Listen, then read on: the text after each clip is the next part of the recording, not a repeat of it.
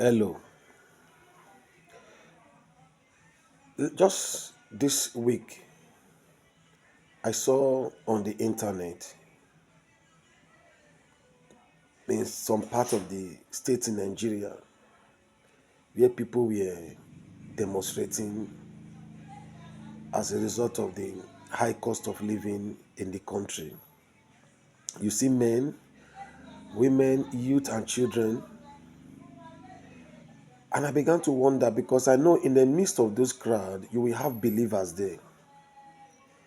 And I asked myself, what is the whole essence of that demonstration? And I began to wonder. And there are still believers among those crowd. How come people still put trust in man? Yes, because putting our trust in the government is simply putting your trust in man. Even when Bible said, man can fail you. There's no hope in man. And let me tell you the truth. Rather, is there any hope in the government? Because government are made up of humans. There's nothing that is happening today that is new. Let's be sincere with ourselves. There's nothing that is happening today that is new. They have all happened before. Even in the Bible days, worse than this have happened before. Where people who had money, they didn't see food to buy. Where people almost resulted in selling their own children. Where people lost hope to the point of eating their last meal to go and commit suicide. So there's nothing that is happening now that is new. It has happened in the Bible days. So there's nothing new.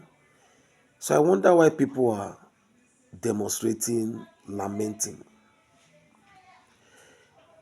What is happening now and what have happened in the past is a clear message from God that we should draw close to Him. Letting us know is our only last hope. So those demonstrations, it will not amount to anything. Put less trust in the government and put more of your trust in God. What is happening now has happened before. It has happened in the Bible days. It is now time for us to be closer to God. In the midst of famine, Isaac sowed in the land. Isaac wanted to run, and God asked him to remain. Isaac remained, and he remained, and he began to obey instruction. So what will bring us out is obedience to the instructions of God.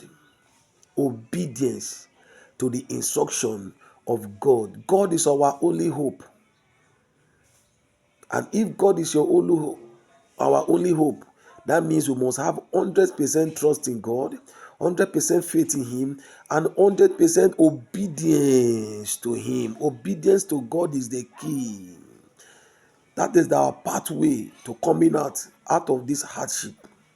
Not your demonstration, not your lamenting on the government. It is total obedience to God, total obedience, total faith in God. Go for light. Build your faith. Go for light. Trust God. Let the situation in the country draw you closer to God. Let it draw us closer to God. Bible says in the midst of famine, He will satisfy us. So why not draw closer to God in the midst of this famine? That is where our hope lies, and not in the hope, not in your country, not in the government, not in the economy. Economies of the world is failing, not even that of your country. Economy of this world is failing, and God is our only last hope. Draw closer to God. Let this situation make you to draw close to God. Don't go and start demonstrating. From there, you will give room for people to take advantage.